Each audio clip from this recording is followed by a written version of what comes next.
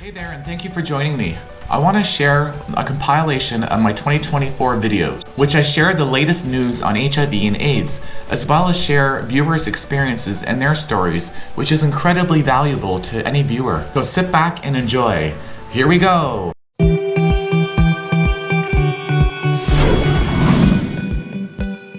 This man named Carson Jr.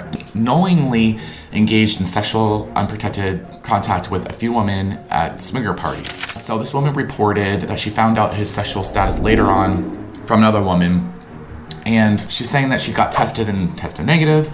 Now my question is, was he undetectable? This whole article does not explain anything about being undetectable and what the risks are if you are. Because remember that slogan, you equals you, undetectable equals untransmittable, so you cannot give the virus to another. And someone being in a sex party or a swingers party, they should assume the risks. And if they're not going to use protection, it's kind of on them. I mean, now this guy's in jail. Now, morally, I think he should have told them and let them make their own decision on whether they want to use protection or not. That would be a fair thing. But it doesn't even say if he infected anyone, period. So this kind of gives a false narrative to this, and I'm not happy about this story. They should have been more thorough with it. Prostitution is typically classified as a misdemeanor in Tennessee. But under the state's abrogated prostitution law, a person living with HIV who is charged with prostitution must register as a violent sex offender for the rest of their life, regardless of if they're using safety measures such as condoms or antiretroviral drugs, being undetectable. When I think of a violent sex offender, my mind does not go towards a sex worker. What do you think? So what does it mean to be a violent sex offender being on the list?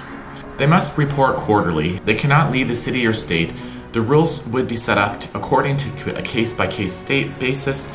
I believe you can look up online, and there's a map and it shows like a dot without their name or anything but where they live around your area, which might cause problems. I don't know. Now imagine trying to get a legit job, getting a rental apartment.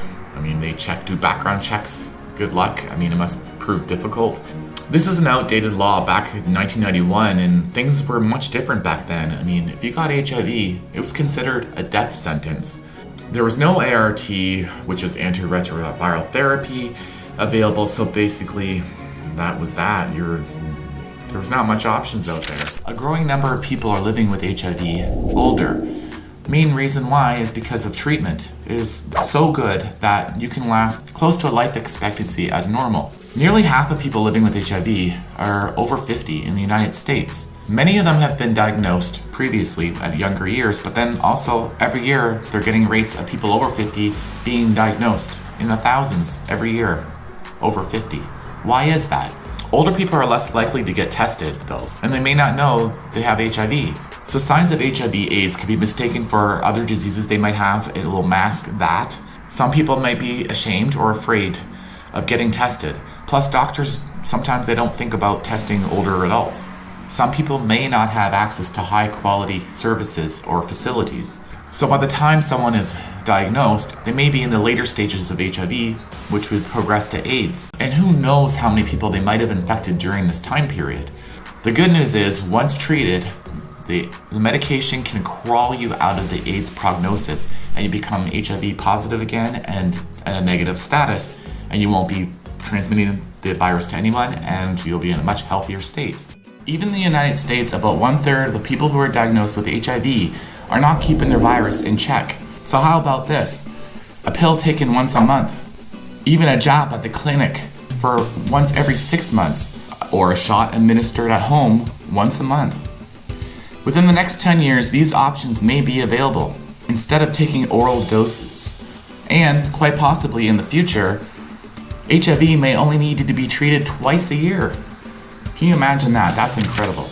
They are saying the world needs an HIV vaccine to finally get rid of this disease altogether. But really they lack resources around the world, as in treatments. Even here in the US, Canada, some people just can't afford the treatments. They don't have the coverage. I mean, will a vaccine clearly be spread around the world to every individual? I don't know, I have my doubts. Plus, you're not going to be forced to take it. So there's plenty of people who will not take the vaccine, and the disease will just keep spreading. So here are some stats. The new global infections since 2000 was 2.8 million. And then going down to 2005, 2.5. And then 2021, 1.4. And 2022, 1.3. So we're going in the right direction. Most current HIV action that's going on is in the laboratory and with animals. Sorry, we have to do that. So I covered Stonewall movement in previous videos, so check them out. So I'm not going to go into great detail on that. So if you're wondering, the first gay pride parade was held in June of 1970, and it was only in larger cities, such as like San Francisco, New York, and Los Angeles. In 1950, for example, Harry Hari founded the Mattachine Society, the first national gay rights organization. And to follow 5 years later, the lesbian rights organization, the Daughters of Bilitis, was founded. Why 5 years later, and why are they not together and they're separated? I don't know. So the year 1965 saw the first Remember Day, which is an annual picketing in front of the Philadelphia Independence Hall, calling for attention to the lack of civil rights for the LGBTQ+ community. A year later, the Mattachine Society staged a sit-in at the Greenwich Village Bar after the New York Liquor Authority banned serving gay patrons because they considered them disorderly. Also in the same year, a police officer manhandled a transgender person in a San Francisco eatery. So this led to the founding of the National Transgender Counseling Unit. As LGBTQ+ movement grew, it was a calm atmosphere in the 1950s and 60s. Like, they were focusing on respectability. They were dressing in suits and skirts and just holding signs. Now, how much attention are they going to get? I don't know, probably not. But I mean, this was the 50s and 60s, mind you. So a new spirit has begun in the struggle of the homosexual freedom. It had a militant tone and it was revolutionary. I love history like this. The video, My HIV Symptoms Pre-Diagnosis. Now this viewer has been quite active for the last few days, so I want to share some of it. But when you were infected in 2017, did you realize you had HIV? Well, not right away. When I was infected, it took about 2 weeks for the acute symptoms to actually take hold. And within the end of that week, I went and got testing done because I knew something was horribly wrong. And that's where I was diagnosed August 2nd of 2017. Michael K., just trying to understand, I'm so also under the impression you're taking 3 miracle tablets like Magic Johnson does, which a normal life and you don't even spread it after taking the tablets. Well, actually it's 3 medications and 1 pill take once a day for the rest of your life, unless there's a cure in the future. The video Matthew Shepard and the Real Truth. Now this one had a lot of traction and it still does. People have their own opinions about it. Remember, I have a 2-part video. The first part is where the main media explained how this story went on, and the second part is where there's proof and evidence that this other thing could be, and it's a bunch of stuff and it's mind-blowing. From this viewer, you come across as a gentleman. I also searched for the truth. A little different was the outcome to yours. However, you're entitled to have questions or opinions. You came across as a gentleman.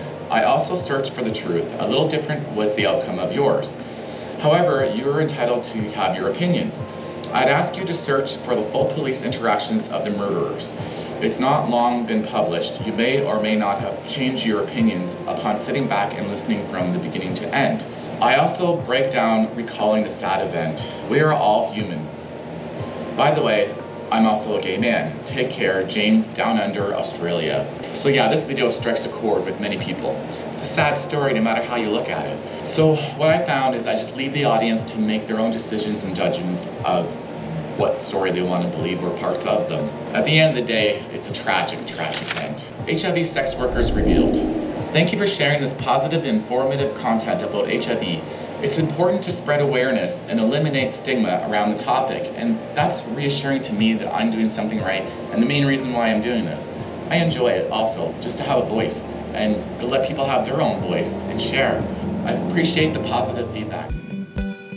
For the past 25 years, they have been holding an international AIDS conference where scientists, policymakers, and advocates get together to share the latest research on HIV and AIDS. The first reported case of AIDS in the US was in 1981.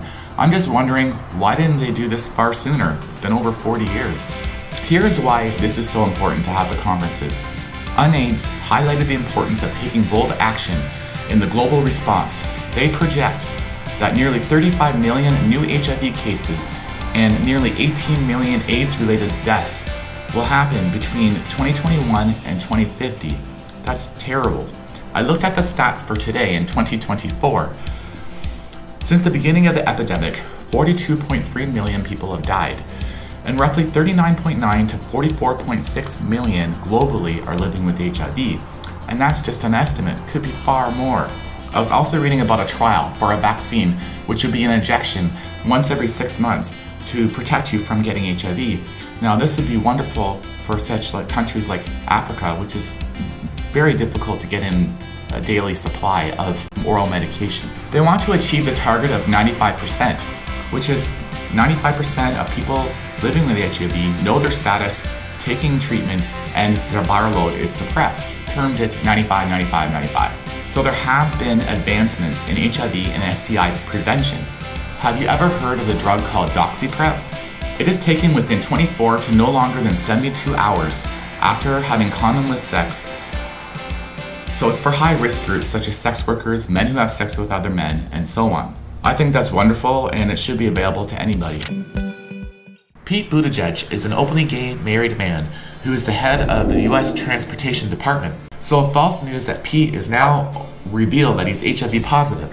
I fact-checked this and it's incorrect. So it went viral on social media, and it's Twitter X, which is like the dark web of you can post anything and everything on it.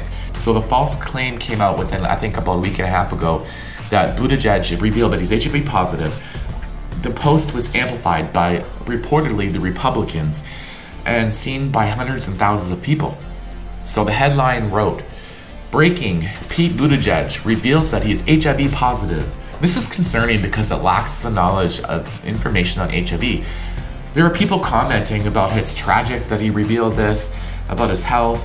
For example, one reader wrote, "With sympathy, I actually feel really sad for Pete Buttigieg, and I want to pray for him because I make fun of him, but it must be an absolutely horrible feeling to realize you have HIV. It's heartbreaking. If he was my son, I would be devastated," the person wrote on X. Now, I mean, the fact of the matter is, if you're on treatment, you can live a happy and healthy and long life. It should not affect anything. Your job performance, nothing. To not have the stigma and fear. I remember when I was a child in the 80s, Oprah Winfrey was on TV and my mom was sitting there and they were talking about men dying of AIDS. And I asked my mother, I was only about 10 years old, and I said, "What's going on?" And she said, "Don't worry, you'll never have to worry about that." And I'm like, oh, wow, little did she know. But this is the information that was been put out there in the 80s. That gay men were dying of AIDS, and it was a gay plague disease. And really, if that's not true. We've come a long way, but we still need to do more. And talking and sharing about it certainly helps. I appreciate all of my viewers who reach out to me and everyone. It helps. This is from my HIV symptoms pre-diagnosis, which is quite a popular video. I explain in detail the struggle that I went through the symptoms of having acute HIV symptoms, and some people don't get any at all. So here we go.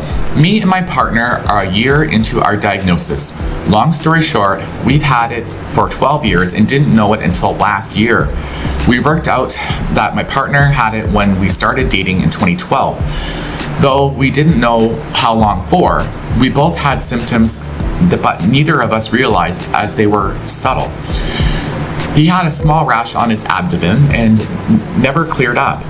It was that insignificant at the time we put it down as a skin irritation.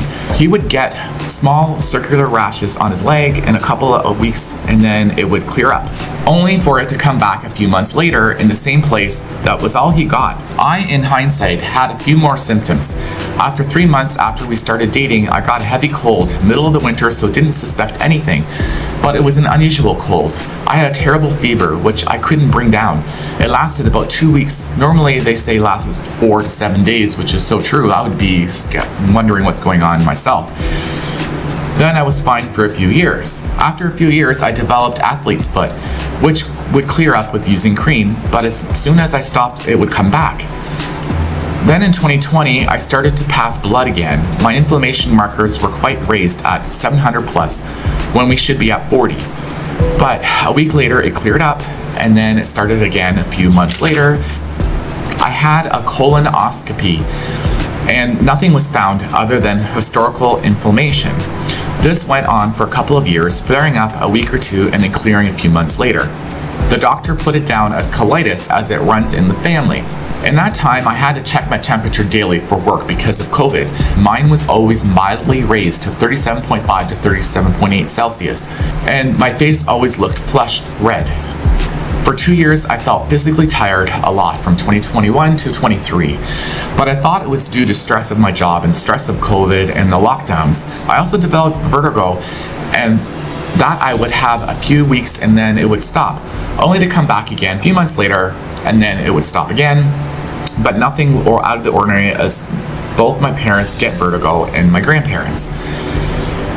Fast forward to 2023, and I started passing blood.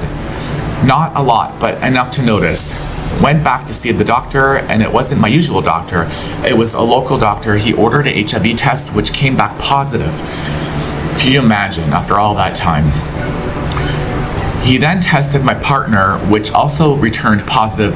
2 weeks later, we had our appointment with the HIV specialist, and then we started the medication straight away.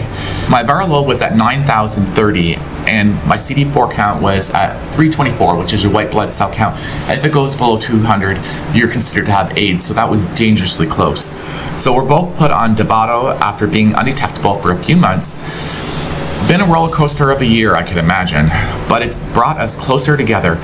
Not sure either of us would have dealt with the same way if we didn't have each other. Oh man, that's heartwarming, really. Finally, since starting my meds, my temp now sits at around 36.5 Celsius. My face isn't flushed, haven't passed blood once, athlete's foot has gone, vertigo gone, and the tiredness has stopped. My partner's rash on the chest cleared up, and he hadn't had one since. Woo, that's great news. Thank you for sharing. It's an incredible story. Imagine going through that many years and not knowing what's going on. You just don't suspect it. And I wish that first doctor would have gave you guys an HIV test straight away. I mean, what if you were single, you broke up, and you started sleeping with other men, and then you'd be passing on the virus to another? And this needs to stop. So I wish doctors would be more vigilant about HIV these days, especially at high-risk groups. Homosexual men are still at high risk. So thank you so much for sharing. I appreciate it so much. Thank you for watching, and I wish you all a Happy New Year. And let's see what 2025 will bring. Please remember to like and subscribe and tap that notification bell if you haven't already. Until next time, Michael K here. Take care, everyone.